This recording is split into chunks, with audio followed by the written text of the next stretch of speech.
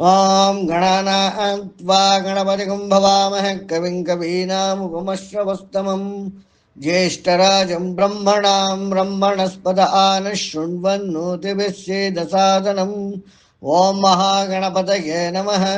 ಓಂ ಪ್ರಣಾದೇವಿ ಸರಸ್ವತಿ ವಾಜೇಭಿರ್ವಾಜಿನೀವತಿ ಧೀನಾಮವಿತ್ರವತು ಆನ ದಿವೋ ಬೃಹತಃ ಪರ್ವತಾದ ಸರಸ್ವತಿ ಯಜತಾ ಗಂತು ಯಜ್ಞಂ. ಓಂ ವಾಗ್ದೇವ್ಯೈ ನಮಃ. ಓಂ ಗುರುಬ್ರಹ್ಮ ಗುರುರ್ವಿಷ್ಣು ಗುರುದೇವೋ ಮಹೇಶ್ವರಃ ಗುರು ಸಾಕ್ಷಾತ್ ಪರಬ್ರಹ್ಮ ತಸ್ಮೈ ಶ್ರೀ ಗುರವೇ ನಮಃ. ಓಂ ವೇದಮಾತಾ ನಮಸ್ತುಭ್ಯಂ ವರದೆ ಕಾಮರೂಪಿಣಿ ವಿದ್ಯಾರಂಭಂ ಕರಿಷ್ಯಾಮಿ ಸಿದ್ಧಿರ್ಭವತು ಮೇ ಸದಾ. ಇವತ್ತು ನಿನ್ನೆ ನಾವು ಹೋದ ವಾರಕ್ಕೆ ಪ್ರಶ್ನೋಪನಿಷತ್ತನ್ನ ಮುಗಿಸಿದ್ದೇವೆ. ಯಾರಿಗಾದ್ರೂ ಪ್ರಶ್ನೆ ಇದೆಯಾ ಆ ವಿಚಾರದ ಬಗ್ಗೆ?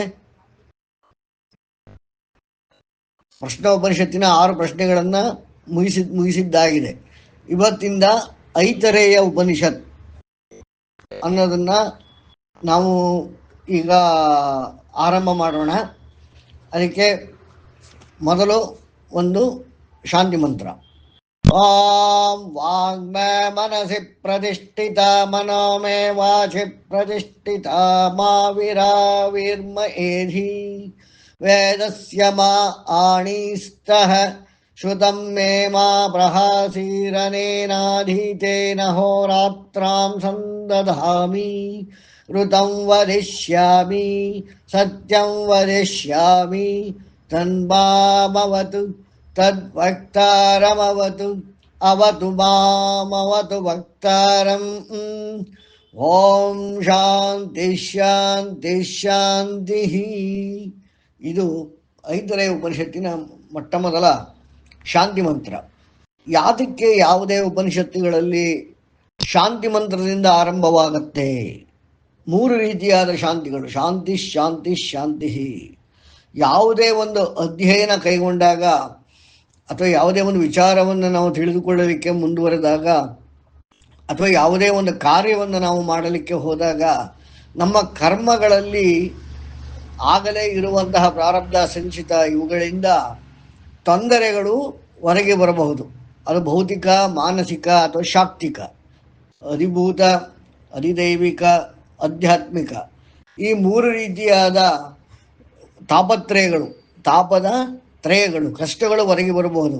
ಈ 3ರಲ್ಲಿ ಯಾವುದಾರ ಒಂದು ತೊಂದರೆ ಕೊಟ್ಟರೆ ನಾವು ಮಾಡುತ್ತಿರುವ ಯಾವುದೇ ಕೆಲಸ, ಅಧ್ಯಯನ ಯಾವುದೇ ಇರಲಿ, ಅಧ್ಯಾಪನವೇ ಇರಲಿ, ಅದಕ್ಕೆ ತೊಂದರೆ ಆಗ್ಬಿಡತ್ತೆ. ಅದರ ಮಾಡುವ ಕೆಲಸಗಳು ಸರಿಯಾಗಿ ಕೆಲಸ ಮಾಡುವುದು ಯಾತಕ್ಕೆ? ಜ್ಞಾನದ ಸಂಪಾದನೆಗೆ ಮತ್ತು ಹಲವಾರು ರೀತಿಯಾದ ಬೇರೆ ಬೇರೆ ಸಂಪಾದನೆಗಳಿಗೆ. ನಮ್ಮಲ್ಲಿ ಈ 3 ರೀತಿಯಾದ ತಾಪಗಳು ಅಲ್ಲಿ ಯಾವುದಾರ ಒಂದು ತಾಪ, ಮಾನಸಿಕವೋ ದೈಹಿಕವೋ ಶಾಕ್ತಿಕವೋ, ಯಾವುದಾರ ಒಂದು ಅಡ್ಡ ಬಂದರೆ ನಾವು ಮಾಡುವಂತಹ ಕ್ರಿಯೆಯಲ್ಲಿ ದೋಷಗಳು ಕಾಣಿಸ್ಕೊಳ್ಳುತ್ತೆ. ದೋಷಗಳು ಕಾಣಿಸ್ಕೊಂಡಾಗ ಏನಾಗುತ್ತೆ? ನಾವು ಮಾಡುತ್ತಿರುವ ಉದ್ದೇಶದ 100ಕ್ಕೆ 100 ಫಲ ಬರೋದಿಲ್ಲ. ಇದನ್ನು ನಾವು ಗಮನದಲ್ಲಿಟ್ಕೋಬೇಕು. ಹಾಗಾಗಿ ಇದನ್ನು ಗಮನಿಸಿದ ಋಷಿಗಳು ಅವರು ರಚಿಸಿರುವ ಉಪನಿಷತ್ತುಗಳಲ್ಲಾಗಲಿ ಯಾತ್ರಲ್ಲೇ ಆಗಲಿ ಶಾಂತಿ ಮಂತ್ರದ ಪಠಣವನ್ನು ಆರಂಭದಲ್ಲಿ ಮತ್ತು ಕೊನೆಯಲ್ಲಿ ಹೇಳ್ತಾರೆ. ಯಾಕೆ ಅಂದರೆ ಇದೇ ಉದ್ದೇಶ.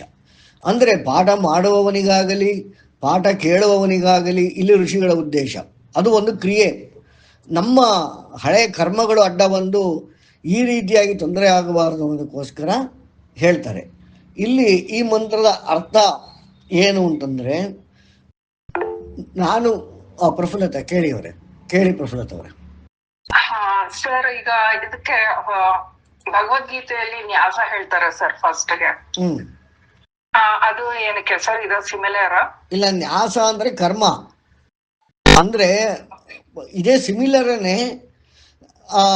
ಯಾಕೆಂದ್ರಲ್ಲಿ ಕರ್ಮ ಮಾಡೋಕ್ಕೆ ನಾವು ಹೊರಟಿರ್ತೀವಿ. ನಾವು ಈಗ ನಾನು ಹೇಳ್ದಂಗೆ ಆ ಕರ್ಮಗಳು ನಮಗೆ ಅಡ್ಡಿಯಾಗಿ ನಮ್ಮ ಬರಬೇಕಾಗಿರೋ ಫಲದಲ್ಲಿ ತೊಂದರೆ ಆಗಬಾರ್ದು, ಅದರಲ್ಲಿ ಯಾವುದು ಖೋತ ಆಗಬಾರ್ದು. 100ಕ್ಕೆ 100 ನಮ್ಮ ಎಫರ್ಟ್ ಅನ್ನೋದು ಫಲ ಕೊಡಬೇಕು ಅದಕ್ಕೋಸ್ಕರ ಆಲ್ಮೋಸ್ಟ್ ಎಲ್ಲದರಲ್ಲೂ ಶಾಂತಿ ಮಂತ್ರಗಳು ಇರುತ್ತೆ ಪ್ರಫುಲ್ಲತಾ ಅವರೇ. ಅದೇ ಸರ್, ಕೆಲವು ಇದು ಬರೀ ಭಗವದ್ಗೀತೆದ ಒಂಥರ ಬೇರೆ ಅದ್ರಲ್ಲಿ ಎಷ್ಟೊಂದು ನ್ಯಾಸಗಳು ತುಂಬಾ ಇದಾವೆ. ಹೌದು, ಮಹಾನ್ಯಾಸ ಅಂತಾನೆ ಇದೆ. ಅದು ಯಾವ ತರ ಒಂದಿನ ಪಾಠ ಮಾಡ್ತೇನೆ, ಬಹಳ ದೊಡ್ಡದದು. ಈಗ ಕಾರ್ತಿಕ ವಾರಗಳು ನಡೀತಾ ಇದೆ. ಕಾರ್ತಿಕ ಸೋಮವಾರ ದಿನ ಅದನ್ನ ನಾವು ನಾನು ಅದನ್ನ ಮಾಡ್ತೇನೆ. ನ್ಯಾಸ ಮಾಡ್ಕೊಳ್ಳೋದಂದ್ರೆ ಏನು? ಆಕ್ಚುಲಿ ಒಂದು ಕರ್ಮದ ಬಂಧನ ಅಂದ್ರೆ ಅದು ಒಂದು ಆಕ್ಚುಲಿ ತಂತ್ರದ ವಿಚಾರ. ಅಂದ್ರೆ ಯಾವುದೇ ಕೆಲಸ ಮಾಡ್ಲಿಕ್ಕೆ ಹೋದಾಗ ಕೆಲವು ಬಂಧನಗಳು ಬೇಕಾಗತ್ತೆ. ಅಂದ್ರೆ ನಮಗೆ ಬೇರೆಯವರಿಂದ ತೊಂದರೆ ಒದಗಬಾರದು. ಅದು ಕಾಣದ ಶಕ್ತಿಗಳಿಂದ ನಮಗೆ ತೊಂದರೆ ಒದಗಬಾರದು. ಈಗ ಉದಾಹರಣೆ, ನಾವು ಒಂದು ಶ್ರಾದ್ದ ಮಾಡ್ತಾ ಇದ್ದೀವಿ, ಅದಕ್ಕೆ ಮೊದಲು ದಿಗ್ಬಂಧನ ಮಾಡ್ತೀವಿ. ಅಥವಾ ಶಿವನ ಒಂದು ಅಭಿಷೇಕ ಮಾಡ್ತಾ ಇದ್ದೀವಿ ಶಿವನಿಗೆ, ಅದಕ್ಕೆ ಮೊದಲು ನ್ಯಾಸವನ್ನು ಮಾಡ್ತೇವೆ. ಏನು ಬೇಡ, ಬೆಳಗ್ಗೆ ಸಂಧ್ಯಾವನ್ನೇ ಮಾಡಬೇಕಾದ್ರೆ, ಗಾಯತ್ರಿ ಮಾಡಬೇಕಾದ್ರೇನೆ ದಿಗ್ಬಂಧನ ಮಾಡ್ಕೊತೀವಿ. ಆ ದಿಗ್ಬಂಧನ ಇವೆಲ್ಲ ಯಾಕೆ ಮಾಡ್ತೀವಿ ಅಂತಂದ್ರೆ, ನಾವು ಮಾಡುವ ಕಾರ್ಯಗಳಲ್ಲಿ ಕಾಣದ ಶಕ್ತಿಗಳು ಅಥವಾ ನಮ್ಮ ಕರ್ಮಗಳು ಅಡ್ಡ ಬಂದು ಅದನ್ನು ಕೆಡಿಸಬಾರದು. ನೀವು ಕೇಳಿರಬೇಕು, ವಿಶ್ವಾಮಿತ್ರರು ಆ ಶ್ರೀರಾಮನ್ನ ತಮ್ಮ ಯಾಗಕ್ಕೆ ಕರ್ಕೊಂಡು ಹೋಗಿದ್ದೇನೆ ಯಾಕೆ ಅಂತಂದ್ರೆ, ಅವರು ಮಾಡುತ್ತಿರುವ ಕೆಲಸ ಕಾರ್ಯಗಳಲ್ಲಿ ಆ ರಾಕ್ಷಸರಿಂದ ತೊಂದರೆ ಉಂಟಾಗ್ತಾ ಇತ್ತು. ಆ ತೊಂದರೆಯ ನಿವಾರಣೆಗಾಗಿ ಶ್ರೀರಾಮನ್ನ ಕರ್ಕೊಂಡೋಗಿ ಯಜ್ಞದ ರಕ್ಷಣೆಗಾಗಿ, ಯಜ್ಞ ಅಂದ್ರೆ ಏನು? ತಿಳಿದು ಮಾಡುವಂತಹ ಕ್ರಿಯೆ, ಅದಕ್ಕೆ ಯಜ್ಞ. ಯಾಗ ಗತಿಗಾಗಿ ಮಾಡುವಂತಹ ಕ್ರಿಯೆ, ಅದು ಯಾಗ. ಅವರು ಯಜ್ಞವನ್ನು ಮಾಡ್ತಾ ಇದ್ರು ಅಂದ್ರೆ ಯಾವುದೋ ಒಂದು ಸ್ಟಡೀಸ್ ಮಾಡ್ತಾ ಇದ್ರು, ಯಾವುದೋ ಒಂದು ರಿಸರ್ಚ್ ಮಾಡ್ತಾ ಇದ್ರು. ಆ ರಿಸರ್ಚ್, ನಾವು ಯಜ್ಞ ಅಂದ್ರೆ ಹೋಮ ಮಾಡೋದನ್ನು ಮಾತ್ರ ನಾವು ಅನ್ಕೊಂಡಿದ್ದೀವಿ. ಯಜ್ಞ ಅಂತಂದ್ರೆ ತಿಳಿದು ಮಾಡುವ ಕ್ರಿಯೆ. ಆ ತಿಳಿದು ಮಾಡುವ ಕ್ರಿಯೆಯಲ್ಲಿ ಅವರಿಗೆ ರಾಕ್ಷಸ ಜೊತೆಗೆ ಹೊಡೆದಾಟ ಮಾಡಿಕೊಂಡು ಅದನ್ನ ಮಾಡ್ತಾ ಕೂತ್ರೆ ಅವರಿಗೆ ಮಾಡುವಂತಹ ಕ್ರಿಯೆ ಫಲವು ಬರ್ತಿತ್ತಿಲ್ಲ. ಹಾಗಾಗಿ ಶ್ರೀರಾಮ ಲಕ್ಷ್ಮಣನ್ನ ಇಬ್ಬರನ್ನ ಕರ್ಕೊಂಡೋದ್ರು. ಅಂದ್ರೆ ದಿಗ್ಬಂಧನಕ್ಕೆ ಅವ್ರನ್ನ ಉಪಯೋಗಿಸಿದರು. ಆದರೆ ನಾವು ಈಗ ಯಾವ ಶ್ರೀರಾಮ ಲಕ್ಷ್ಮಣನ ನಮಗೆ ಕೈಗೆ ಸಿಗೋದಿಲ್ಲ. ಆದರೆ ನಮಗೂ ಒಂದು ದಿಗ್ಬಂಧನ ಬೇಕು. ನಮ್ಮ ಕೆಲಸಗಳಿಗೆ ತೊಂದರೆ ಆಗದೇ ಇರುವ ರೀತಿಯಲ್ಲಿ ನ್ಯಾಸ ಮಾಡಬೇಕು, ಕರ್ಮ ಮಾಡಬೇಕು. ಅದಕ್ಕೆ ನ್ಯಾಸ ಪ್ರಕ್ರಿಯೆ, ಅದರ ಜೊತೆಗೆ ಶಾಂತಿ ಪ್ರಕ್ರಿಯೆ, 3 ರೀತಿಯಾದ ಶಾಂತಿಗಳು, ಅದನ್ನ ಮಾಡಬೇಕು. ಈ ಶಾಂತಿ ಮಂತ್ರಗಳನ್ನು ತುಂಬಾ ಇದೆ ಅಲ್ವಾ ಸರ್? ಪ್ರತಿಯೊಂದಕ್ಕೂ ಬೇರೆ ಬೇರೆನೇನೆ ಸರ್ ಅದು?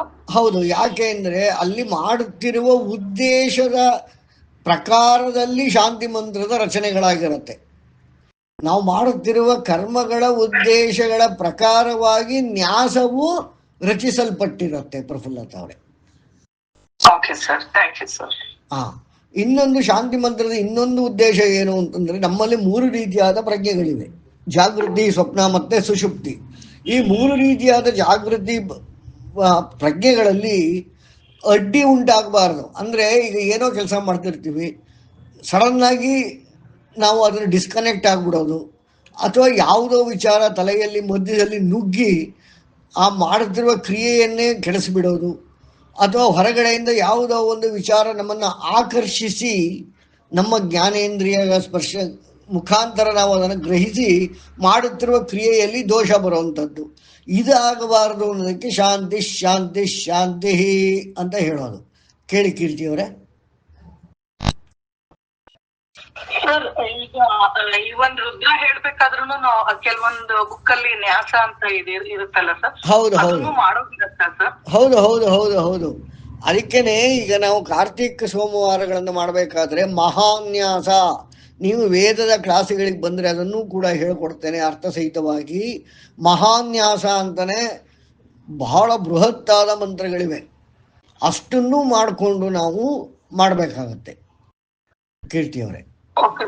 ಅಂದ್ರೆ ಈ ಪ್ರತಿಯೊಂದು ಇವನ್ನ ಲಲಿತಾ ಸಹಸ್ರನಾಮ ಎಲ್ಲದಕ್ಕೂ ಆಗಿದೆ. ಅಂದ್ರೆ ಅದನ್ನ ನಾವು ಮಾಡೋ ಉದ್ದೇಶನೇ ನಮ್ಗೆ ಅಂದ್ರೆ ಅದನ್ನ ಹೇಳ್ಬೇಕಾದ್ರೆ ಯಾವ ತೊಂದರೆ ಆಗ್ಬಾರ್ದು ಅನ್ನೋ ಒಂದು ಇದಕ್ಕ ಸರ್? ಹೇಳ್ಬೇಕಾದ್ರೆ ಅಂತಲ್ಲ, ನೀವು ಅದು ಒಂದು ಕ್ರಿಯೆ. ಆ ಕ್ರಿಯೆಯಿಂದ ಯಾವುದೋ ಒಂದು ಸಂಕಲ್ಪ ಇದೆ ನಿಮಗೆ, ಸುಮ್ಮನೆ ನೀವು ಮಾಡ್ತಾ ಇಲ್ಲ. ಅದ್ರ ಹಿಂದೆ ಏನೋ ಯಾರು ಏನೇ ಮಾಡಿದ್ರು ಅದ್ರ ಹಿಂದೆ ಒಂದು ಉದ್ದೇಶವಿದೆ. ಆ ಉದ್ದೇಶದ ನೆರವೇರಿಕೆಗಾಗಿ ಮಾಡುವಂತಹ ಕ್ರಿಯೆಗಳಿವು. ಅದು ಜ್ಞಾನವೇ ಇರಬಹುದು, ಫಲದ ರೂಪದಲ್ಲಿ ಜ್ಞಾನ ಇರಬಹುದು, ಫಲದ ರೂಪದಲ್ಲಿ ಮತ್ತೊಂದು ಉತ್ತಮವಾದ ಕರ್ಮ ಇರಬಹುದು, ಫಲದ ರೂಪದಲ್ಲಿ ಹಣ ಇರಬಹುದು, ಸಂಪತ್ತಿರಬಹುದು, ಆರೋಗ್ಯ ಇರಬಹುದು, ಭಾಗ್ಯ ಇರಬಹುದು, ಯಾವುದೇ ಇರಬಹುದು. ಅದು ಬರಬೇಕಲ್ವಾ? ಆ ಸಂಕಲ್ಪ ನೆರವೇರಬೇಕಾದರೆ ಅಡ್ಡಿ ಆತಂಕಗಳು ಸಾಮಾನ್ಯವಾಗಿ ಉಂಟಾಗುವುದು ನಮ್ಮ 3 ಪ್ರಜ್ಞಾವಸ್ಥೆಗಳಿಂದ, ನಮ್ಮ ಇಂದ್ರಿಯಗಳಿಂದ ಮತ್ತು ಕಾಣದ ಶಕ್ತಿಗಳಿಂದ, ಹಾಗೂ ನಾವು ಆಗಲೇ ಕೂಡಿಟ್ಟ ಕರ್ಮಗಳ ಕಾರಣದಿಂದ. ಇಷ್ಟು ತೊಂದರೆಗಳನ್ನ ನಿವಾರಿಸೋದಕ್ಕೆ ತಂತ್ರ ಪ್ರಕಾರವಾಗಿ ನ್ಯಾಸ, ಜ್ಞಾನ ಪ್ರಕಾರವಾಗಿ ಶಾಂತಿ. ಕೀರ್ತಿಯವರೇ, ಓಕೆ. ಈಗ ಈ ಮಂತ್ರದ ಅರ್ಥ ಏನು? ಓಂ ವಾಂಗ್ಮೇ ಮನಸಿ ಪ್ರತಿಷ್ಠಿತ ಮನೋಮೇ ವಾಚೆ ಪ್ರತಿಷ್ಠಿತ ಮಾ ವಿರಾರ್ವೇರ್ಮ ವಿಧೇ. ನಾನು ಆಡುವ ಮಾತು ಚಲನೆ ಮತ್ತು ಚಿಂತನೆಯಲ್ಲಿ ಪ್ರತಿಷ್ಠಿತವಾಗಲಿ. ಇದು ನಾವು ಮೊಟ್ಟ ಮೊದಲು ಮಾಡಬೇಕಾಗಿರೋ ಕರ್ಮ, ಮೊಟ್ಟ ಮೊದಲು ನಾವು ಡಿಸೈಡ್ ಮಾಡಬೇಕಾಗಿರೋ ವಿಚಾರ ಇದು. ಅದು ಈ ಐತರೇಯ ಉಪನಿಷತ್ತಿಗೋಸ್ಕರ ಮಾಡ್ತಿರೋದು ಅಂತ ಭಾವಿಸಬೇಡಿ. ನಾವು ಮಾತನಾಡಬೇಕಾದರೆ ಅದು ನನ್ನ ಚಲನೆ ಮತ್ತು ಚಿಂತನೆಯಲ್ಲಿ ಪ್ರತಿಷ್ಠಿತವಾಗಬೇಕು ಎಂಬ ಉದ್ದೇಶ ಇರಬೇಕು.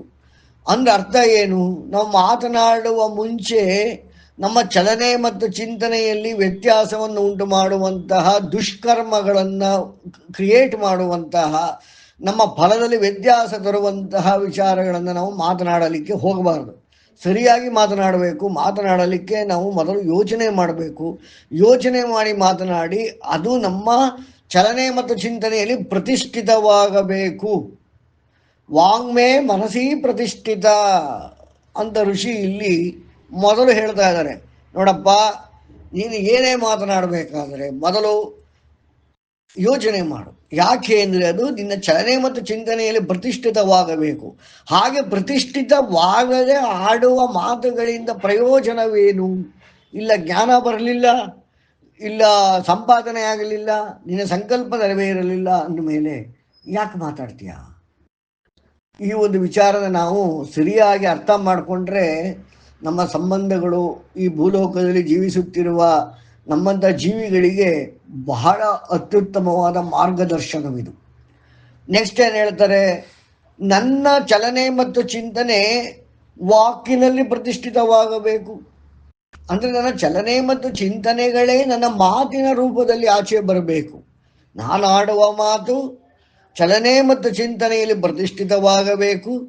ಮತ್ತೆ ಚಲನೆ ಮತ್ತು ಚಿಂತನೆಗಳಿಂದ ನನ್ನ ಮಾತು ಹೊರಬರಬೇಕು. ಆ ಚಲನೆ ಮತ್ತು ಚಿಂತನೆಯಲ್ಲಿ ಏನು ಹೇಳ್ತಿದ್ದಾರೆ? ಮನಸ್ಸು, ಚಲನೆ ಮತ್ತು ಚಿಂತನೆ, ನಮ್ಮ ಪ್ರೈವೇಟ್, ನಮ್ಮಲ್ಲಿ ಜರುಗುವಂತಹ ನಮ್ಮದೇ ಆದಂತಹ ಚಲನೆ ಮತ್ತು ಚಿಂತನೆಯೇ ಮನಸ್ಸು. ಈ ಮನಸ್ಸು ಅಂದರೆ ಈ ಚಲನೆ ಮತ್ತು ಚಿಂತನೆ ಅಂದರೆ ಏನು? ನಾನು ಆಲ್ರೆಡಿ ಸುಮಾರು ಕ್ಲಾಸ್ಗಳಲ್ಲಿ ಹೇಳಿದ್ದೀನಿ. ಯಾರಾದರೂ ಹೇಳ್ತೀರಾ ಚಲನೆ ಮತ್ತು ಚಿಂತನೆ ಅಂದರೆ ಏನು, ಎಲ್ಲಿಂದ ಬರುತ್ತೆ? ಅಕ್ಷಯ್, ಯಾರಾದರೂ ಉತ್ತರ ಕೊಡ್ತೀರಾ? ನಾನು ಪ್ರಶ್ನೋಪನಿಷತ್ತಿನಲ್ಲಿ ಆಲ್ರೆಡಿ ಹೇಳಿದ್ದೇನೆ ಇದನ್ನು. ಚಲನೆ ಮತ್ತು ಚಿಂತನೆ ಎನ್ನುವುದು ಸೂರ್ಯನ ತೇಜಸ್ಸಿನಿಂದ ಬರುವಂತಹದ್ದು. ಹೇಳಪ್ಪ ಅಕ್ಷಯ್. ಚಲನೆ ಮತ್ತು ಚಿಂತನೆ ಎನ್ನುವುದು ಸೂರ್ಯನಿಂದ ಉಂಟಾಗುವ ರಶ್ಮಿಗಳಿಂದ ಜನಿಸುವ ತೇಜಸ್ಸಿನಿಂದ, ರೇಡಿಯನ್ಸ್, ಬ್ರಿಲಿಯನ್ಸ್, ಇದೇ ನಮ್ಮಲ್ಲಿರುವ ಮನಸ್ಸು ಅಂತ ನಾವು ತಿಳ್ಕೋಬಹುದು. ನಾವು ಆಡುವ ಮಾತು ಮನಸ್ಸಿನಲ್ಲಿ ಪ್ರತಿಷ್ಠಾಪಿತವಾಗಬೇಕು.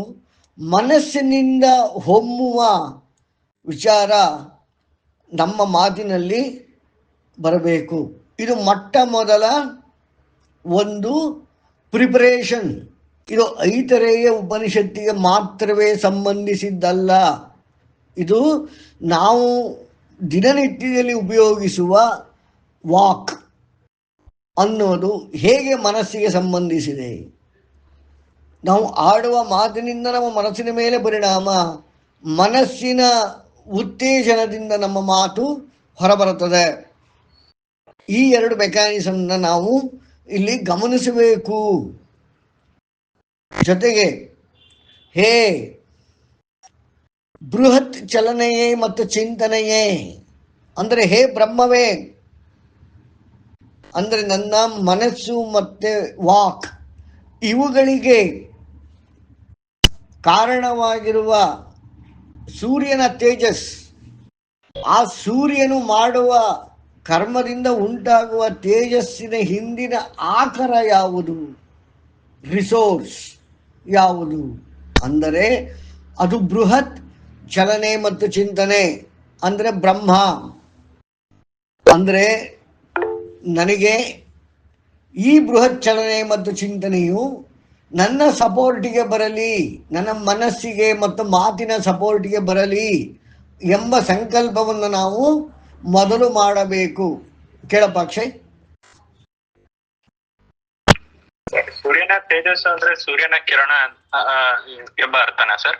ಹೌದು, ಸೂರ್ಯನ ಕಿರಣದಿಂದ ಉತ್ಪತ್ತಿಯಾಗುವಂತಹ ತೇಜಸ್, ಬ್ರಿಲಿಯನ್ಸ್, ರೇಡಿಯನ್ಸ್, ಅದೇ ನಮ್ಮ ಚಲನೆ ಮತ್ತು ಚಿಂತನೆಗೆ ಕಾರಣ. ಸೂರ್ಯನ ಚಲನೆ ಮತ್ತು ಚಿಂತನೆಗೆ ಬ್ರಹ್ಮ ಬೃಹತ್ ಚಲನೆ ಮತ್ತು ಚಿಂತನೆ ಕಾರಣವಾಗುತ್ತೆ. ಬ್ರಹ್ಮನ ಚಲನೆ ಮತ್ತು ಚಿಂತನೆಗೆ ಪರಮ ಆತ್ಮನ್, ultimate moment and thought for progression. ಅದರಿಂದ ಬ್ರಹ್ಮನಿಗೆ ಪ್ರಚೋದನೆ, ಬ್ರಹ್ಮನಿಂದ ಸೂರ್ಯನಿಗೆ ಪ್ರಚೋದನೆ, ಸೂರ್ಯನಿಂದ ನಮಗೆ ಪ್ರಚೋದನೆ. ಈ ಮೂರು ಲೇಯರ್ಗಳಲ್ಲಿ ಚಲನೆ ಮತ್ತು ಚಿಂತನೆಗಳ ಪ್ರಚೋದನೆಯ ಸೈಕಲ್ ಅಥವಾ ಕನೆಕ್ಟಿವಿಟಿ ಈ ರೀತಿಯಾಗಿರುತ್ತೆ. ಹಾಗಾಗಿ ನಾವು ನಮ್ಮ ಮನಸ್ಸಿನ ಚಲನೆ ಮತ್ತು ಚಿಂತನೆಯನ್ನು ಮತ್ತು ಮಾತುಗಳನ್ನು ಸೂರ್ಯನಿಂದ ನಾವು ಆಡಲ್ಪಡ್ತೇವೆ, ಸೂರ್ಯನಿಗೆ ನಾವು ಕಳಿಸಲ್ಪಡ್ತದೆ, ಸೂರ್ಯನಿಂದ ಬ್ರಹ್ಮನಿಗೆ ಕಳಿಸಲ್ಪಡ್ತದೆ, ಬ್ರಹ್ಮನಿಂದ ಪರಮಾತ್ಮನಿಗೆ ಕಳಿಸಲ್ಪಡ್ತದೆ. ಆ ಕಡೆಯಿಂದನೂ ಹೀಗೆ ನಮಗೆ ಬರುತ್ತೆ, ನಮ್ಮಿಂದನೂ ಹಾಗೆ ಟ್ರಾನ್ಸ್ಮಿಟ್ ಆಗುತ್ತೆ. ಹಾಗಾಗಿ ನಾವು ಮಾತನಾಡಬೇಕಾದರೆ, ಚಿಂತನೆ ಮಾಡಬೇಕಾದರೆ, ಚಲನೆಯಲ್ಲಿ ನಾವು ಇನ್ವಾಲ್ವ್ ಆದಾಗ ನಾವು ಬಹಳ ಕೇರ್ಫುಲ್ ಆಗಿರಬೇಕು. ಇದಕ್ಕೆ ಶಾಸ್ತ್ರಗಳಲ್ಲಿ ವಾಸ್ತುಪುರುಷ ಅಂತ ಇರ್ತಾನೆ, ಅವನು ಎಲ್ಲದಕ್ಕೂ ತಥಾಸ್ತು ಅಂತಲೇ ನಿಜವಾಗಿಬಿಡುತ್ತೆ. ಕೆಟ್ಟದಾಗಿ ಮಾತನಾಡಬೇಡಿ, ಕೆಟ್ಟದಾಗಿ ಯೋಚನೆ ಮಾಡಬೇಡಿ ಅಂತ ಹಿರಿಯರು ಹೇಳುವುದನ್ನು ನಾವು ಕೇಳಿರ್ತೇವೆ, ಶಾಸ್ತ್ರಗಳು ಹೇಳುವುದನ್ನು ನಾವು ಕೇಳಿರ್ತೇವೆ. ವಾಸ್ತು ಪುರುಷ ಅಂದರೆ ಆ್ಯಕ್ಚುಲೈಸೇಷನ್, ವಾಸ್ತವೀಕರಣ ಮಾಡುವುದಕ್ಕೆ ಇರುವಂತಹ ಒಂದು ವ್ಯವಸ್ಥೆ, ಅದಕ್ಕೆ ಇರುವಂತಹ ಒಂದು ಶಕ್ತಿ, ಇದೇ ವಾಸ್ತು ಪುರುಷ. ಅಂದರೆ ಆ ಶಕ್ತಿಗೆ, ವಾಸ್ತವೀಕರಣಕ್ಕೆ ಶಕ್ತಿಯನ್ನು ಕೊಡುವಂತಹ ಸಾಮರ್ಥ್ಯ. ಹಾಗಾಗಿ ವಾಸ್ತು ಪುರುಷ, ಸತ್ಯದ ಒಂದು ಭಾಗವೇ ವಾಸ್ತು ಪುರುಷ. ಹಾಗಾಗಿ ನಾವು ಯೋಚನೆ ಮಾಡಬೇಕಾದರೆ, ಮಾತನಾಡಬೇಕಾದರೆ ಯೋಚಿಸಿ ಮಾತನಾಡಬೇಕು. ಯೋಚಿಸಿ ನಾವು ಚಲನೆ ಮತ್ತು ಚಿಂತನೆಯಲ್ಲಿ ಇಟ್ಕೋಬೇಕು. ಅದು ಹೇಗಿರಬೇಕು? ಬ್ರಹ್ಮನನ್ನು ಪ್ರತ್ಯಕ್ಷಗೊಳಿಸುವಂತಹ ಮಾರ್ಗದಲ್ಲಿ ಇರಬೇಕು. ಅಂದರೆ ಬೃಹತ್ ಚಲನೆ ಮತ್ತು ಚಿಂತನೆಯನ್ನು ತೆಗೆದುಕೊಳ್ಳುವಂತಹ ಮಾರ್ಗದಲ್ಲಿ ನಮ್ಮ ಚಲನೆ, ಚಿಂತನೆಗಳು ಮತ್ತು ವಾಕ್ ಅಂದರೆ ಮಾತುಗಳು ಇರಬೇಕು. ಇದು ಪ್ರಪ್ರಥಮವಾದ ಒಂದು preparation for anybody to live peacefully, to do research or to find the solution for their problems. ಇಷ್ಟಕ್ಕೂ ಇದು ಮೂಲಭೂತವಾದ ಒಂದು ಮೆಕ್ಯಾನಿಸಮ್. ಯಾರಿಗಾದ್ರೂ ಪ್ರಶ್ನೆ ಇದೆಯಾ? ಕೇಳಪ್ಪ ಅಕ್ಷಯ್. ಸರ್, ನನ್ನ ಒಂದು ಅನುಭವದಲ್ಲಿ ನಾನೇನು ಕಂಡಿದ್ದು ಅಂದ್ರೆ, ನಮ್ಮ ಯೋಚನೆಗಳು ಸರ್ ಸೂರ್ಯ ಉಗಮ ಆಗೋಕ್ಕೂ ಮುಂಚೆನೂ ಒಂದು ರೀತಿ ಇರುತ್ತೆ, ಸೂರ್ಯ ಉದಯ ಆದ ನಂತರ ಅಥವಾ ಸೂರ್ಯನ ಬೆಳಕಿನಲ್ಲಿ ಒಂದ್ ರೀತಿ ಇರ್ತದೆ ಸರ್. ಅಂದ್ರೆ ಇದ್ರಲ್ಲಿ ಇದನ್ನ ಮತ್ತೆ ವಿಂಗಡಣೆ ಮಾಡೋದಾದ್ರೆ ಸರ್, ಯಾವುದು ನಮ್ಮ ಕರ್ಮದ ಪ್ರತಿಫಲದಿಂದಾಗಿ ಬರುವಂತ ಯೋಚನೆ ಆಗುತ್ತೆ, ಅಥವಾ ಯಾವುದು ಒಂದು ಋತದ ಪ್ರಕಾರವಾಗಿ ಅಥವಾ ಒಂದು ಸತ್ಯದ ಪ್ರಕಾರವಾಗಿ ಬರುವಂತ ಯೋಚನೆ ಆಗುತ್ತೆ ಸರ್? ಸೂರ್ಯನ ಬೆಳಕಿನಿಂದ ಬರುವಂತಹ ಆಲೋಚನೆಗಳು ಅದು ಬ್ರಹ್ಮನಿಗೆ ಸಂಬಂಧಪಟ್ಟಿರುತ್ತೆ. ಆದರೆ ಸೂರ್ಯ ಮುಳುಗಿದ ನಂತರ ಸಮಯದಿಂದ ಬೆಳಗಿನ ಜಾವ 3 ಗಂಟೆಯವರೆಗೆ ನಮ್ಮ ಸಬ್ಕಾನ್ಷಿಯಸ್ನೆಸ್ ಅಂದರೆ ಕರ್ಮಗಳಿಂದ ಉಂಟಾಗಿರುವ ಪ್ರವೃತ್ತಿಯ ಪ್ರಕಾರದಲ್ಲಿ ಉಂಟಾಗುವ ಆಲೋಚನೆಗಳು ಮತ್ತು ಚಲನೆಗಳು ಯಾವಾಗಿಂದ ಸೂರ್ಯಾಸ್ತದಿಂದ ಬೆಳಗಿನ ಜಾವ 3 ಗಂಟೆ, 3ರಿಂದ 6 ಸ್ಟ್ರೈಟ್ ಬ್ರಹ್ಮನ ಜೊತೆಗೆ ಏರ್ಪಡುವ ಕನೆಕ್ಷನ್, ಅಲ್ಲಿ ಆ ಪ್ರಕಾರದಲ್ಲಿ ಉಂಟಾಗುವ ಚಲನೆ ಮತ್ತು ಚಿಂತನೆ.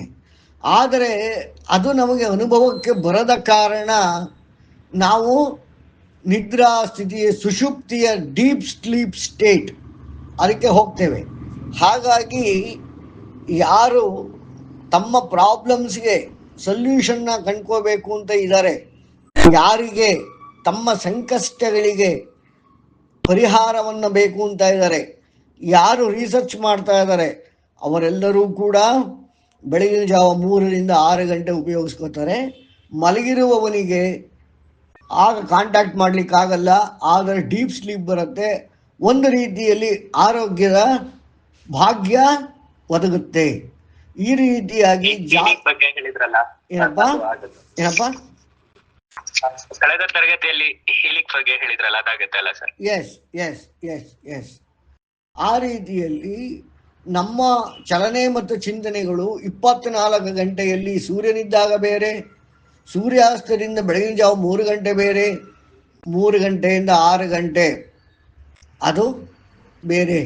ನಮ್ಮ 3 ರೀತಿಯಾದ ಪ್ರಜ್ಞಾವಸ್ಥೆಗಳಿಂದ ಉಂಟಾಗುವ ಪ್ರವೃತ್ತಿಯಿಂದ ಚಲನೆ ಮತ್ತು ಚಿಂತನೆಗಳು ಉಂಟಾಗತ್ತೆ. ಇದರ 3 ರೀತಿಯಾಗಿ ಚಲಿಸುತ್ತೆ.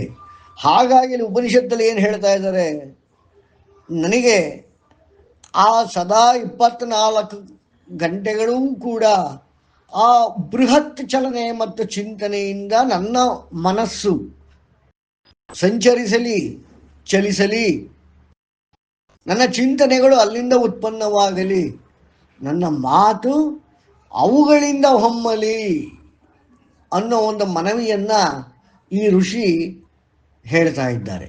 ಹೀಗಿದ್ದಾಗ ಏನಾಗುತ್ತೆ, ಓಂ ಶಾಂತಿ ಶಾಂತಿ ಶಾಂತಿ ಅನ್ನೋದು ಜರುಗತ್ತೆ, ಘಟಿಸುತ್ತೆ, ವಾಸ್ತವೀಕರಣವಾಗುತ್ತೆ.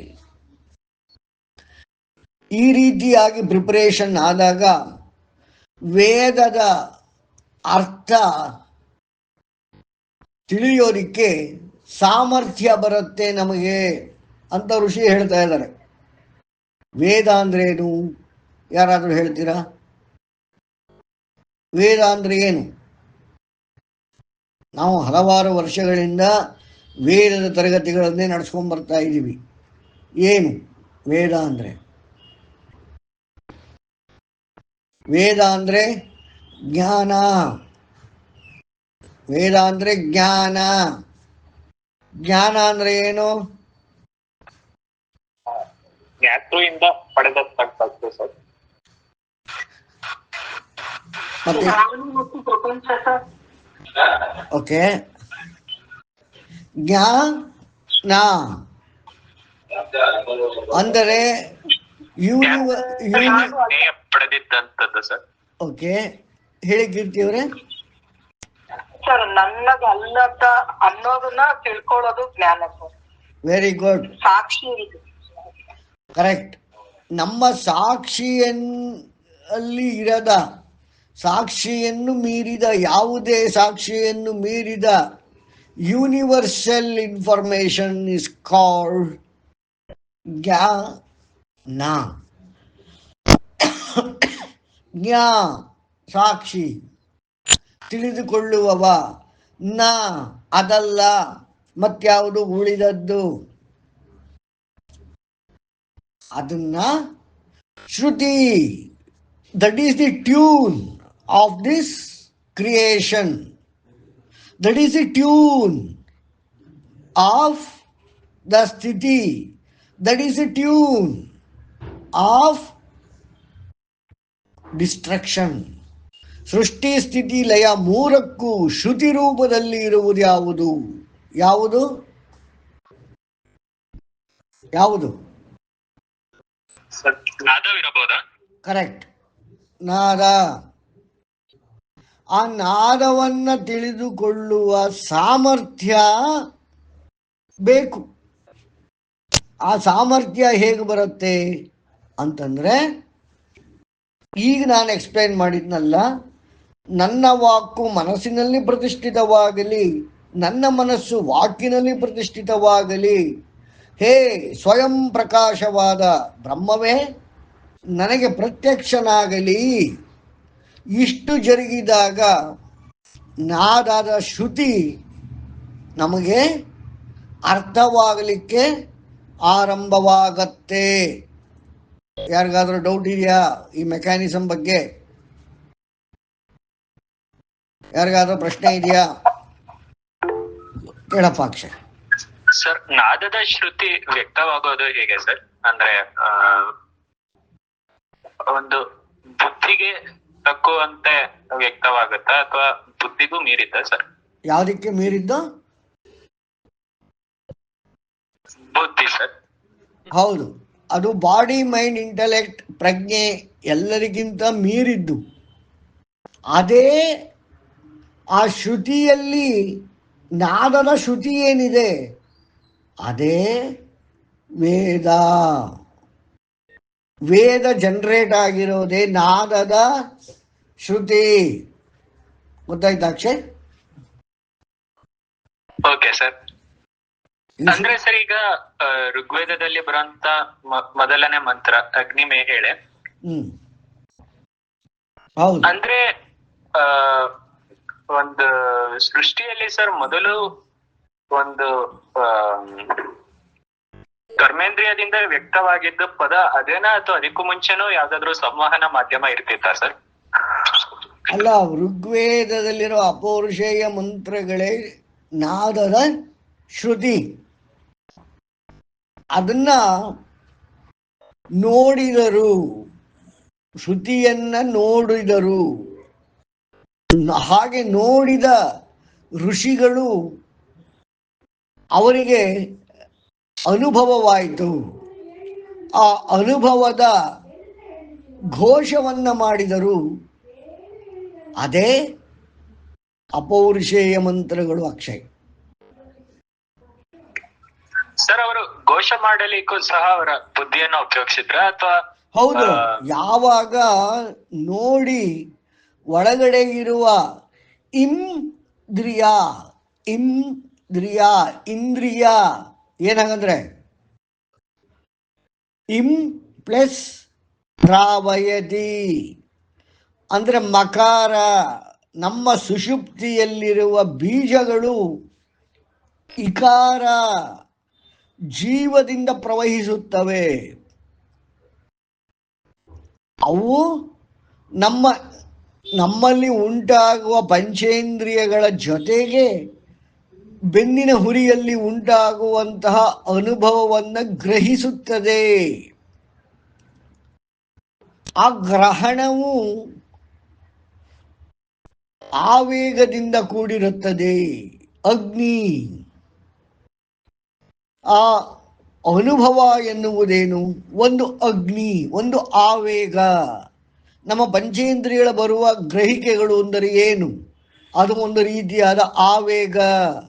ಆ ಆವೇಗವನ್ನು ಗ್ರಹಿಸುವುದೇ ಇಂದ್ರಿಯ, ಇಂದ್ರ. ಈ ರೀತಿಯಾಗಿ ತಮ್ಮ ದೃಷ್ಟಿಯಿಂದ ಅವಲೋಕಿಸಿ ಅದರಿಂದ ಉಂಟಾದ ಅನುಭವವನ್ನು ಗ್ರಹಿಸಿ ಆ ಆವೇಗವನ್ನು ಘೋಷಿಸಿದ್ದೇ ಅಪೌರುಷೇಯ ಮಂತ್ರಗಳು ಅಕ್ಷಯ್. ಸರ್ ಅಂದ್ರೆ ಈಗ ಗಾಯತ್ರಿ ಮಂತ್ರದ ಬಗ್ಗೆ ಹೇಳೋದಾದ್ರೆ ನೀವ್ ತರಗತಿಯಲ್ಲಿ ಹೇಳಿದ್ರಿ ಸರ್, ವಿಶ್ವಾಮಿತ್ರರು 1,000 ವರ್ಷಗಳನ್ನ ತಗೊಂಡಿದ್ರು. ಅದನ್ನ ಘೋಷಿಸೋಕೆ ಅವರಿಗೆ 1,000 ವರ್ಷಗಳು ಬೇಕಾಗಿತ್ತು ಸರ್, ಅವರ ಅನುಭವಕ್ಕೆ ಬಂದಿದ್ದರು ಕೂಡ. ಹೌದು ಹೌದು ಹೌದು. ಅಂದರೆ ಅವರು ನೋಡ್ತಾನೇ ಇದ್ರು, ಆದರೆ ಅದನ್ನು ಯಥಾವತ್ತು ಘೋಷ ಮಾಡಲಿಕ್ಕೆ 1,000 ವರ್ಷ ಬೇಕಾಯಿತು. ಅಂದರೆ something is beyond body, mind and intellect and the consciousness and the ಜ್ಞಾ ಸಾಕ್ಷಿ, ದ ವಿಟ್ನೆಸ್. ಅದನ್ನು ಎಕ್ಸ್ಪ್ರೆಸ್ ಮಾಡಲಿಕ್ಕೆ it is not just the expression, it is the expression. ಆ ಎಕ್ಸ್ಪ್ರೆಷನ್ಸ್ ಒಳಗಡೆ ಆಕ್ಷನ್. ಆಗ ಆ ರೀತಿಯಾದ ಘೋಷ. ಯಾಕೆ ಆ ರೀತಿಯಾದ ಘೋಷ ಮಾಡ್ತಕ್ಕೆ ಟ್ರೈ ಮಾಡ್ತಾರೆ ವೇದಜ್ಞರು, ವೇದದ ಋಷಿಗಳು ಅಂತಂದರೆ, ಯಾವಾಗ ಉದಾಹರಣೆ ಗಾಯತ್ರಿ ಮಂತ್ರವೇ ನಾವು ಘೋಷಿಸಿ ಅದರಿಂದ ಉತ್ಪನ್ನವಾದ ಆವೇಗದಿಂದ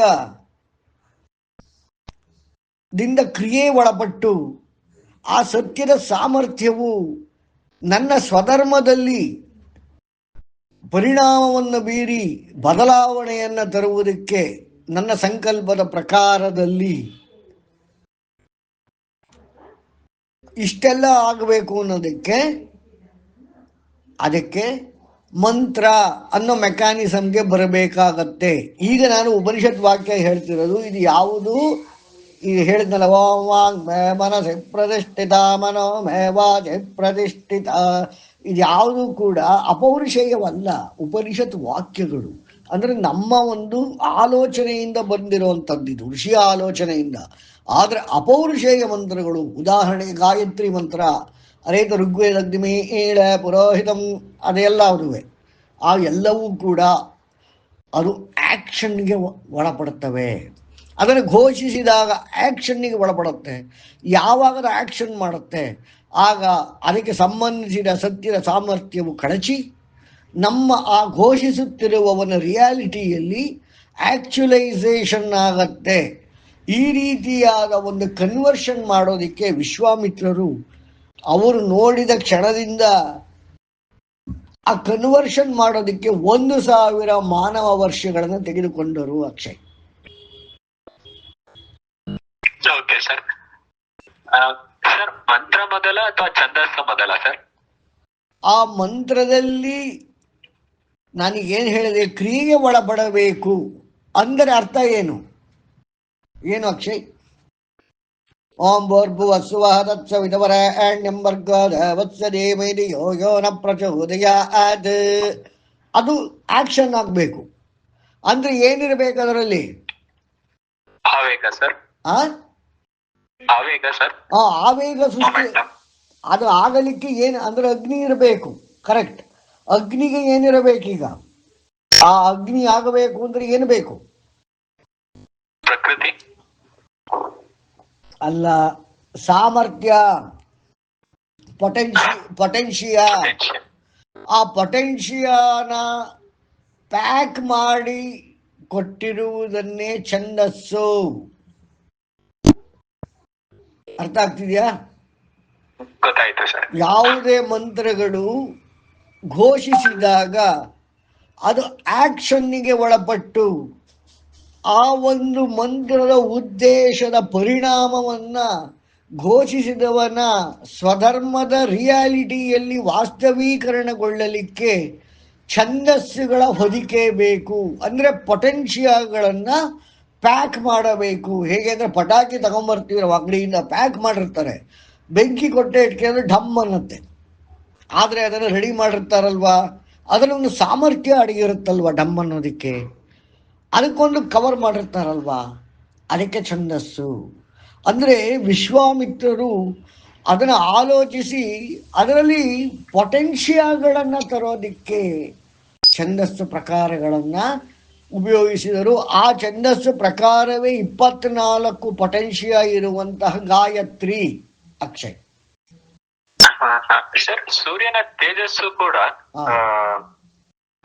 ಪೊಟೆನ್ಷಿಯ ಅಂತ ಹೇಳಕ್ಕಾಗತ್ತಾ ಸರ್? ಅಂದ್ರೆ ಸೂರ್ಯನ ತೇಜಸ್ಸು potential for to create the momentum in the mind. Okay okay sir. Sir ಹಾಗಿದ್ರೆ ಛಂದಸ್ಸು ಅಂದ್ರೆ ಈಗ ಗ್ರಾಮರ್ ಅಂತ ಅನ್ಕೋಬಹುದಾ ಸರ್?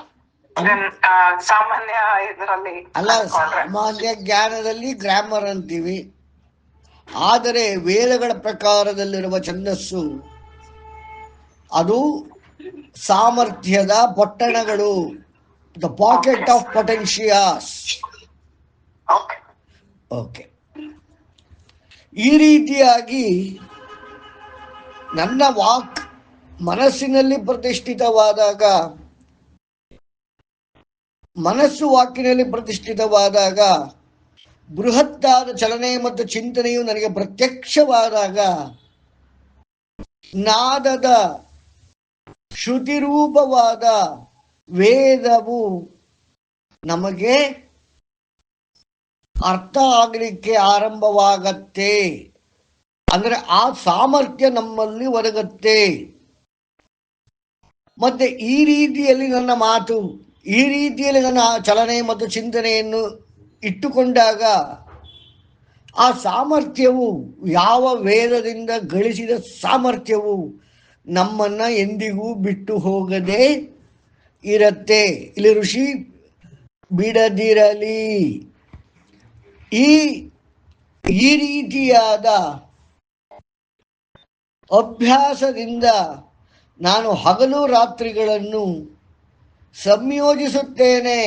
ಅಂದರೆ 3 ರೀತಿಯಾದ ಪ್ರಜ್ಞೆ: ಎಚ್ಚರ, ಸ್ವಪ್ನ, ಸುಷುಪ್ತಿ. ಬೆಳಗ್ಗೆ ಸೂರ್ಯೋದಯದಿಂದ ಸೂರ್ಯಾಸ್ತದ ತನಕ ಜಾಗೃತಿ, ಸೂರ್ಯಾಸ್ತದಿಂದ ರಾತ್ರಿ 3 ಗಂಟೆಯ ತನಕ ಸ್ವಪ್ನದ ಸ್ಥಿತಿ ಅಂದರೆ ಸಬ್ಕಾನ್ಷಿಯಸ್ನೆಸ್, ಆ್ಯಂಡ್ 3 ರಿಂದ 6 ತನಕ ಅನ್ಕಾನ್ಷಿಯಸ್ನೆಸ್, ಸುಷುಪ್ತಿ. ಈ 3 ವಿಚಾರಗಳನ್ನು ನಾನು ಈ ಮೇಲೆ ಹೇಳಿದ, ಈಗ ತಾನೇ ಹೇಳಿದ ವೇದದ ಸಾಮರ್ಥ್ಯಕ್ಕೋಸ್ಕರವಾಗಿ ನಾನು ಸಂಯೋಜನೆ ಮಾಡ್ತಾ ಬರ್ತೇನೆ. ನಾನು ಕೇವಲ ಋತದ ಪ್ರಕಾರದಲ್ಲಿ, ಅಂದರೆ cosmic order, the governance of this cosmos made some rules for the purpose of the process. ಅದನ್ನೇ ನಾನು ಉಪಯೋಗಿಸ್ತಾ ಬರ್ತೇನೆ, ಅದನ್ನೇ ಹೇಳ್ತಾನೂ ಬರ್ತೇನೆ, ಅದನ್ನೇ ಯೋಚನೆ ಮಾಡ್ತಾ ಬರ್ತೇನೆ. ನನ್ನ ಸಂಕಲ್ಪವು ಸಿದ್ಧಿಯಾಗಲೆಂದು ಅದಕ್ಕೆ ಸಂಬಂಧಿಸಿದ ಸಾಮರ್ಥ್ಯವಿರುವ ಸತ್ಯವನ್ನೇ ನಾನು ನುಡಿಯುತ್ತಾ ಇರುತ್ತೇನೆ. ಹಾಗಾಗಿ ಆ ಬೃಹತ್ ಚಲನೆ ಮತ್ತು ಚಿಂತನೆ ನನ್ನನ್ನು ಕಾಪಾಡಲಿ. ಜೊತೆಗೆ ಇದನ್ನು ತಿಳಿಸಿಕೊಟ್ಟಂತಹ, ಈ ಒಂದು ಮೆಕ್ಯಾನಿಸಮ್ನ ನಮಗೆ ತಿಳಿಸಿಕೊಟ್ಟಂತಹ ಆಚಾರ್ಯನನ್ನು ಸಹ ಕಾಪಾಡಲಿ ಎನ್ನುವುದು ಈ ಮಂತ್ರದ ಅರ್ಥ. ಆದರೆ ಇಷ್ಟನ್ನು ಮಾಡೋದಕ್ಕೆ ತಾಪದ ತ್ರಯಗಳಾಗಲಿ, ನಮ್ಮ ಕರ್ಮಗಳಾಗಲಿ, ಕಾಣುವ ಕಾಣದ ಶಕ್ತಿಗಳಾಗಲಿ ನಮಗೆ ಅಡ್ಡಿಬಾರದಿರಲಿ ಅಂತ ಓಂ ಶಾಂತಿ ಶಾಂತಿ ಶಾಂತಿ ಅಂತ ಎಲ್ಲವನ್ನೂ ಶಾಂತಿಗೊಳಿಸುತ್ತೇನೆ. ಯಾರಿಗಾರ ಪ್ರಶ್ನೆ ಇದೆಯಾ ಈ ಶಾಂತಿ ಮಂತ್ರದಲ್ಲಿ?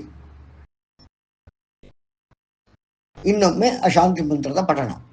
ವಾಂ ವಾಗ್ಮೇ ಮನಸಿ ಪ್ರತಿಷ್ಠಿತ ಮನೋ ಮೇ ವಾಚಿ ಪ್ರತಿಷ್ಠಿತ ಮಾ ವಿರಾವಿರ್ಮ ಏಧಿ ವೇದಸ್ಯ ಮ ಆಣೀಸ್ತಃ ಶ್ರುತಂ ಮೇ ಮಾ ಪ್ರಹಾಸೀರನೇನಾಧೀತೇನ ಮಹೋರಾತ್ರಾನ್ ಸಂದಧಾಮಿ ಋತಂ ವದಿಷ್ಯಾಮಿ ಸತ್ಯಂ ವದಿಷ್ಯಾಮಿ ತನ್ಮಾಮವತು ತದ್ವಕ್ತಾರಮವತು ಅವತು ಮಾಮವತು ವಕ್ತಾರಂ ಅವತು ವಕ್ತಾರಂ ಓಂ ಶಾಂತಿ ಶಾಂತಿ ಶಾಂತಿ.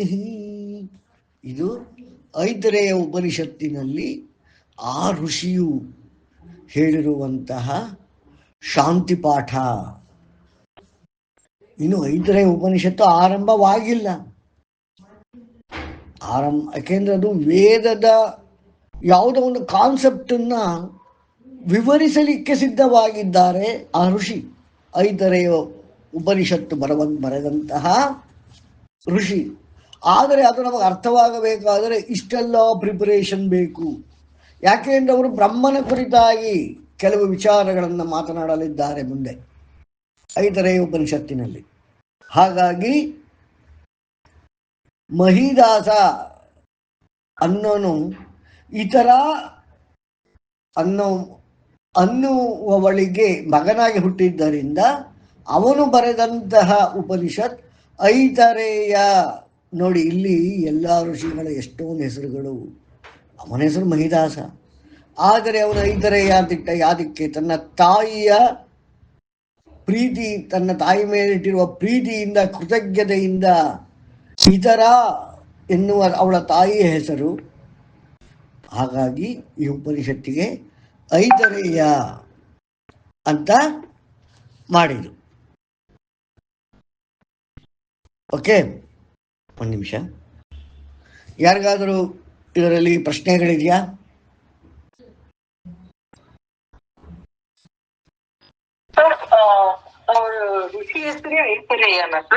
ಋಷಿ ಹೆಸರು ಮಹಿದಾಸ. ಅವನು 116 ವರ್ಷಗಳ ಕಾಲ ಬದುಕಿರ್ತಾನೆ ಅಂತ ಛಾಂದೋಗ್ಯ ಉಪನಿಷತ್ತಲ್ಲಿ ಹೇಳ್ತಾರೆ.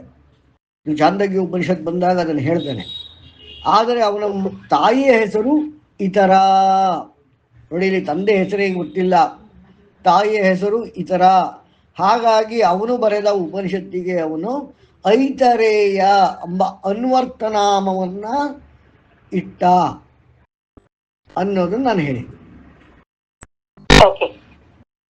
ಓಕೆ, ಇದು ಯಾರಿಗಾರ ಪ್ರಶ್ನೆ ಇದೆಯಾ ಅಥವಾ ಮುಂದಕ್ಕೆ ಹೋಗ್ಲಾ? ಈಗ ಈ ಐತರೇಯ ಉಪನಿಷತ್ತು ಋಗ್ವೇದಕ್ಕೆ ಸೇರಿದ ಅರಣ್ಯಕ ಭಾಗ. ಅರಣ್ಯಕ ಅಂದ್ರೆ ಏನು? ಅರಣ್ಯ ಅಂದ್ರೆ ಏನು? ಕಾಡು. ಅಂದ್ರೆ ಈ ಸೊಸೈಟಿ, ಹ್ಯೂಮನ್ ಸೊಸೈಟಿ ಅಲ್ಲ, ಬೇರೆ ಒಂದು ಆಯಾಮದಲ್ಲಿ, ಅಂದರೆ it is different than human society, ಅಲ್ಲಿ ಮಾಡಿರುವ ರಿಸರ್ಚ್, ಆ ಭಾಗವನ್ನು ಅರಣ್ಯಕ ಭಾಗ ಅಂತ ಕರೀತಾರೆ. ಋಗ್ವೇದದ ಅರಣ್ಯಕ ಭಾಗ. ಆ ಇದರಲ್ಲಿ ಇದು ಈ ಒಂದು ಉಪನಿಷತ್ತು ಬರುತ್ತೆ. ಓಕೆ, ಇಲ್ಲಿ ಈಗ ಶಂಕರಾಚಾರ್ಯರು ಕೂಡ ವ್ಯಾಖ್ಯಾನ ಮಾಡಿದ್ದಾರೆ. ಜಗತ್ತಿನ ಉತ್ಪತ್ತಿ, ಸ್ಥಿತಿ, ಪ್ರಳಯ ಮಾಡುವವನು, ಸಂಸಾರಿ ಅಲ್ಲದವನು, ಎಲ್ಲವನ್ನೂ ತಿಳಿದಿರುವವನು, ಸಕಲ ರೀತಿಯ ಶಕ್ತಿಯನ್ನು ಹೊಂದಿರುವವನು ಆ ಪರಮಾತ್ಮನು, ಪರಮ ಆತ್ಮನ್, ಈ ಜಗತ್ತನ್ನೆಲ್ಲ ಗತಿಗಾಗಿ ಜನ್ಮಿಸುವ ಈ ಆಯಾಮವನ್ನೆಲ್ಲ ತನಗಿಂತ ಭಿನ್ನವಾದ ಬೇರೊಂದು ವಸ್ತುವನ್ನು ಸಹಾಯವಾಗಿ ತೆಗೆದುಕೊಳ್ಳದೆ ಕೇವಲ ಆಪರ್ಚುನಿಟಿ ಅನ್ನುವನ್ನ ಸೃಷ್ಟಿ ಮಾಡಿ ಅದರಿಂದ ಈ ರೀತಿಯಾದ ಸೃಷ್ಟಿಯನ್ನ ಮಾಡಿದ್ದಾನೆ. ಮತ್ತೆ ಆತ್ಮದ ಪ್ರಬೋಧಕ್ಕಾಗಿ ಪ್ರಾಣ, ಆ ರೀತಿಯಾದ ಜೀವ ಎಲ್ಲ ಶರೀರಗಳನ್ನು ಸೃಷ್ಟಿಸಿ ಅದರಲ್ಲಿ ಪರಮಾತ್ಮನೇ ಪ್ರವೇಶಿಸಿದ್ದಾನೆ. ಆ ಪ್ರವೇಶಿಸಿದ ಮೇಲೆ the actuality of the creation is nothing but moment and thought, which is always looking towards the physical evolution and the psychological revolution. ಇದಿಷ್ಟನ್ನು ಸೇರಿ ಆತ್ಮನ್, ಆ ಆತ್ಮವು ಆ ಬ್ರಹ್ಮನ ಒಂದು ತುಣುಕೆ ಆಗಿರುತ್ತೆ. ಹಾಗಾಗಿ ಅಹಂ ಬ್ರಹ್ಮಾಸ್ಮಿ ಅಂತ ಶಂಕರಾಚಾರ್ಯರು ಹೇಳ್ತಾರೆ. ಈ ರೀತಿಯಾಗಿ ಶಂಕರಾಚಾರ್ಯರು ಹೇಳಿದ್ದಾರೆ. ಈ ಎಲ್ಲ ಒಂದು ಅಂದರೆ ಈ ಉಪನಿಷತ್ತಿನ ಒಂದು ಮುಖ್ಯವಾದ ವಿಚಾರ ಈ ಬ್ರಹ್ಮನ ಕುರಿತಾಗೇ ಆಗಿರುತ್ತೆ. ಓಕೆ, ಅಂದರೆ ಈ ಸೃಷ್ಟಿಯ ಕುರಿತಾಗೆ ಆಗಿರುತ್ತೆ. ಕೇಳಪ್ಪ ಅಕ್ಷಯ್. ಆತ್ಮನದ ಆಲೋಚನೆಗಳು ನಮ್ಮ ಗಮನಕ್ಕೆ ಬರುತ್ತಾ ಸರ್? ನಮ್ಮ ಗಮನಕ್ಕೆ ಬರದೆ ಆಲೋಚನೆಗಳು ಅಂತ ಗುರುತಿಡಿಯೋದು ಹೇಗೆ? ಅಂದ್ರೆ ಸರ್, ಒಂದು ಆತ್ಮನದ ಆಲೋಚನೆಗಳು ಸರ್ ಒಂದ್ ರೀತಿ ವೃತ್ತದ ಪ್ರಕಾರವಾಗಿರುತ್ತೆ ಅಂತ ನಾನು ಭಾವಿಸ್ತೀನಿ. ಆದ್ರೆ ಒಂದು ಲೋಕಲ್ ಬಾಡಿಯ ಕರ್ಮದ ಪ್ರಭಾವದಿಂದ ಅಥವಾ ಕರ್ಮದ ಪ್ರತಿಫಲದಿಂದ ಬರುವಂತ ಆಲೋಚನೆಗಳನ್ನ ಸೂಪರ್ ಇಂಪೋಸ್ ಮಾಡ್ಬೋದೇನೋ, ಆ ರೀತಿ ಸರ್. ಆ ವಿಚಾರವನ್ನೇ ನಾವು ಯಾವುದೇ ನಿರ್ಧಾರವನ್ನು ಕೈಗೊಂಡಾಗ ನೀನು ಹೇಳಿದ ಪ್ರಕಾರದಲ್ಲಿ ಒಂದು ವಿಚಾರದ ಮೇಲೆ ಎರಡು ರೀತಿಯಾದ ಆಲೋಚನೆಗಳು ಬಂದಾಗ ನಾವು ದ್ವಂದ್ವಕ್ಕೆ ಸಿಕ್ಕಿಕೊಳ್ಳುತ್ತೇವೆ. ಅಂದರೆ ಕಳ್ತನ ಮಾಡಬೇಕು ಅಂತ ಹೋಗಿರ್ತೀವಿ, ಯಾವುದೋ ಪರಿಸ್ಥಿತಿಯಿಂದ ಮಾಡಬಾರದು ಅಂತ ಒಳಗಡೆ ಹೇಳುತ್ತೆ, ಆದರೂ ಕನ್ವಿನ್ಸ್ ಮಾಡ್ಕೋತೀವಿ. ಈ ರೀತಿ ನಾವು ಎಷ್ಟೋ ವಿಚಾರಗಳನ್ನು ನಾವು ಮಾಡಬೇಕಾದ್ರೆ ಒಂದು ಬೇಡ ಅನ್ನತ್ತೆ, ಒಂದು ಬೇಕು ಅಂತ ಅನ್ನತ್ತೆ. ಎರಡೂ ಆಲೋಚನೆಗಳೇ. ಆದರೆ ನಾವು ಯಾವುದನ್ನು ಆಯ್ದುಕೊಳ್ಳುತ್ತೇವೆ ಅದು ನಮ್ಮ ಬಾಡಿ, ಮೈಂಡ್, ಇಂಟೆಲೆಕ್ಟ್, ಕರ್ಮ ಇವುಗಳ ಸಂಸ್ಕಾರದ ಮೇಲೆ ಅವಲಂಬಿತವಾಗಿರುತ್ತೆ. ನಾವು ಅಂದ್ರೆ ಯಾರು ಸರ್? ನಮ್ಮ ಜೀವ ಮತ್ತೆ ಆತ್ಮ. ಯಾಕೆ ಅಂದ್ರೆ ನಮ್ದು ಪ್ಯೂರ್ ಪಾರ್ಟ್ ಆಫ್ ಮೈಂಡ್ ಕೂಡ ಇದೆ, ಕನ್ಸ್ಟ್ರಕ್ಟೆಡ್ ಪಾರ್ಟ್ ಆಫ್ ಮೈಂಡ್ ಕೂಡ ಇದೆ.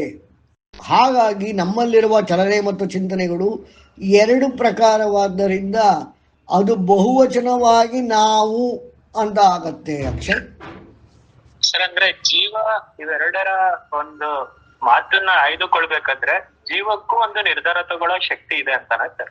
ಜೀವಕ್ಕಲ್ಲ, ಮನಸ್ಸಿಗೆ.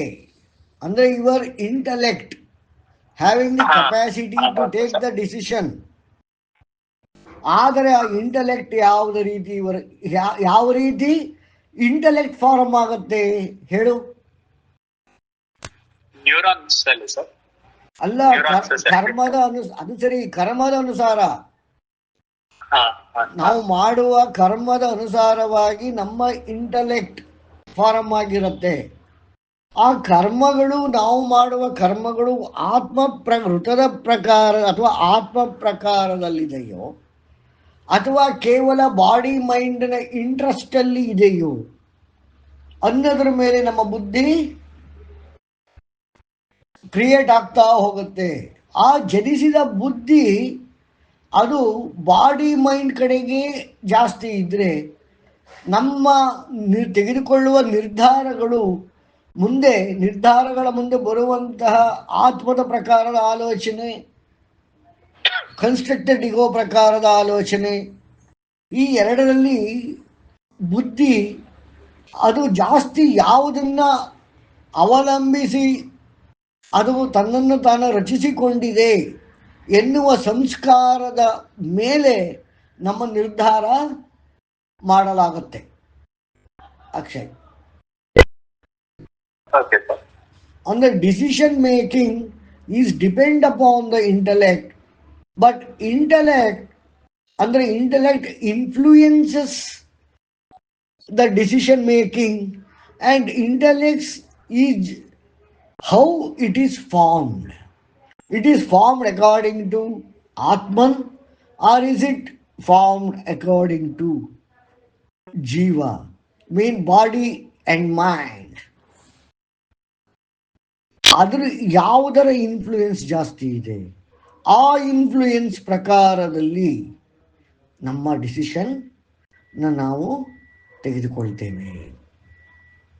ಹಾಗಾಗಿ ಈ ಶಾಂತಿ ಮಂತ್ರದಲ್ಲಿ ಏನು ಹೇಳ್ತಾ ಇದ್ದಾರೆ, ಇಷ್ಟೊತ್ತರೆಗೂ ಹೇಳಿದ ಶಾಂತಿ ಮಂತ್ರ ಏನು ಹೇಳಿದ್ರು, ಈ ರೀತಿಯೆಲ್ಲ ಮೆಕ್ಯಾನಿಸಮ್ ಇರೋದ್ರಿಂದಾಗಿ ಮಾತಿನ ಮೇಲೆ ಮೊದಲು ಗಮನ, ಮಾತಿನಿಂದ ಮನಸ್ಸಿನ ಮೇಲೆ ಗಮನ, ಆ ಒಂದು ಕಾಂಪ್ಲೆಕ್ಸಿಟಿಯಿಂದ ಕರ್ಮಗಳ ಜನನ, ಕರ್ಮಗಳ ಪ್ರತಿಫಲದಿಂದ ನಮ್ಮ ಬುದ್ಧಿಯ ಜನನ, ಬುದ್ಧಿಯಿಂದ ನಮ್ಮ ನಿರ್ಧಾರಗಳನ್ನು ನಾವು ಮಾಡಲು ಅನುಕೂಲ. ಆದರೆ ಇಷ್ಟು ಮಾಡಬೇಕಾದ್ರೆ ನನಗೆ ಬ್ರಹ್ಮನ ಸಹಾಯವಿರಬೇಕು. ಆ ಬ್ರಹ್ಮನ ಸಹಾಯ ಸಿಕ್ಕಿದ ಕ್ಷಣದಿಂದ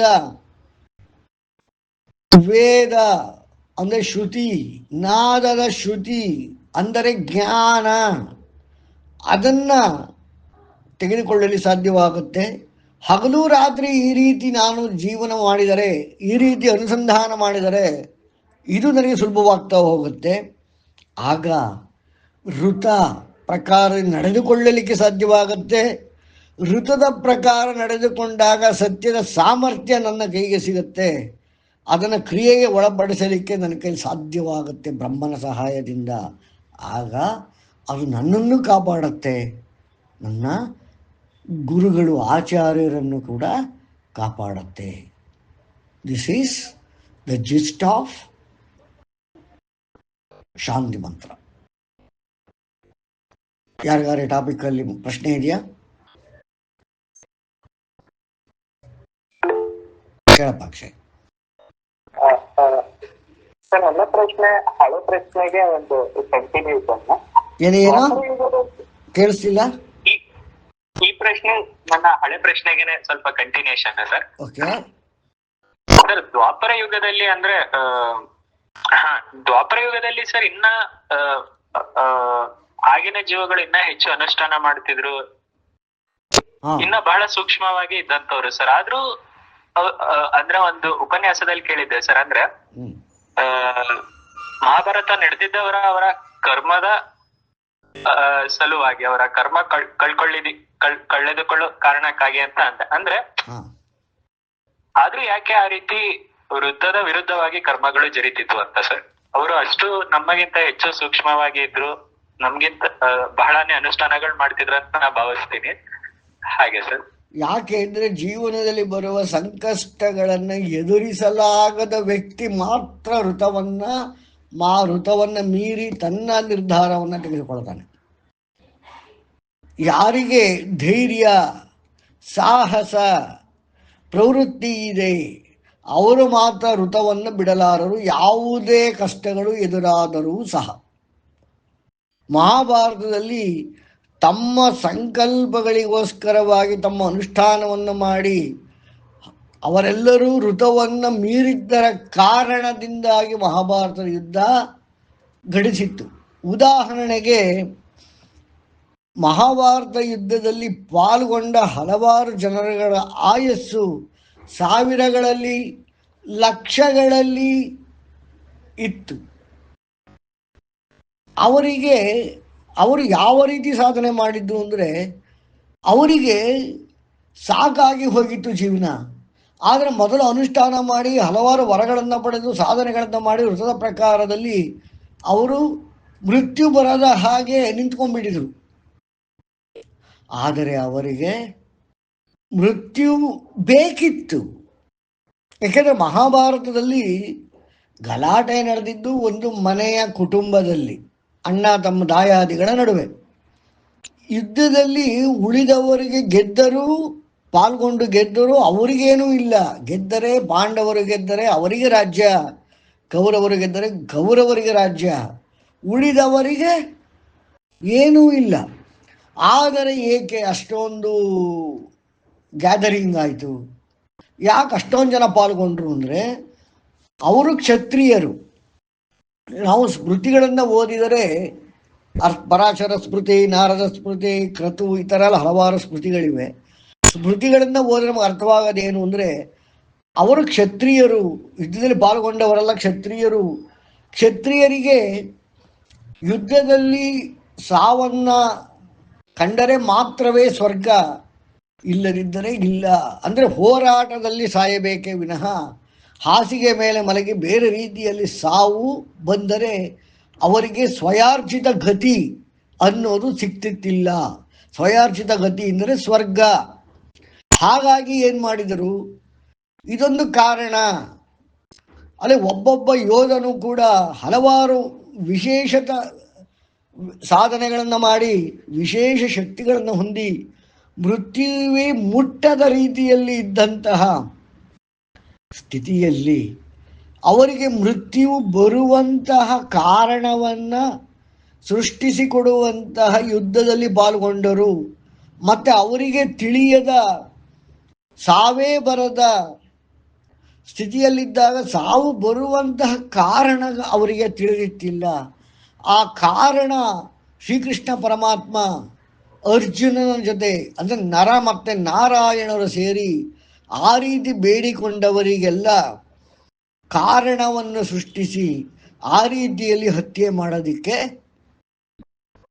ಸಹಾಯವಾಗುತ್ತೆ. ಈ ಎಲ್ಲ ಕಾರಣಗಳಿಂದ ಮಹಾಭಾರತ ಯುದ್ಧ ನಡೆದಿದ್ದು ಅಕ್ಷಯ್. ಇದರಲ್ಲಿ ಪ್ರಶ್ನೆ ಇದೆಯಾ? ಓಕೆ, ಯಾರಿಗೂ ಪ್ರಶ್ನೆ ಇಲ್ಲ ಅಂದ್ರೆ ಇವತ್ತಿನ ಕ್ಲಾಸ್ ಮುಗಿಸೋಣ. ಓಂ ಗಣಾನಾನ್ವಾ ಗಣಪತಿಂ ಭವಾಮಃ ಕವಿಂ ಕವೀನಾಮುಪಮಶ್ರವಸ್ತಮಂ ಜ್ಯೇಷ್ಠರಾಜಂ ಬ್ರಹ್ಮಣಾಂ ಬ್ರಹ್ಮಣಸ್ಪದ ಆನಃ ಶೃಣ್ವನ್ನೋತಿಭಿಃ ಸೇದಸಾದನಂ. ಓಂ ಮಹಾಗಣಪತಯೇ ನಮಃ. ಓಂ ಪ್ರಣಾದೇವಿ ಸರಸ್ವತಿ ವಾಜೇಭಿರ್ವಾಚಿನೀವತಿ ಧೀನಾಮವಿತ್ರವತ್ ಆನಾದಿವ ಬೃಹದ ಪರ್ವದಾದ ಸರಸ್ವತಿ ಯಜತಾ ಗಂತು ಯಜ್ಞಂ. ಓಂ ವಾಗ್ದೇವ್ಯೈ ನಮಃ. ಓಂ ಗುರುಬ್ರಹ್ಮ ಗುರುರ್ವಿಷ್ಣು ಗುರುದೇವೋ ಮಹೇಶ್ವರಃ ಗುರು ಸಾಕ್ಷಾತ್ ಪರಬ್ರಹ್ಮ ತಸ್ಮೈ ಶ್ರೀ ಗುರವೇ ನಮಃ. ಓಂ ವೇದಮಾತಾ ನಮಸ್ತುಭ್ಯಂ ವರದೆ ಕಾಮರೂಪಿಣಿ ವಿದ್ಯಾರಂಭಂ ಕರಿಷ್ಯಾಮಿ ಸಿದ್ಧಿರ್ಭವತು ಮೇ ಸದಾ.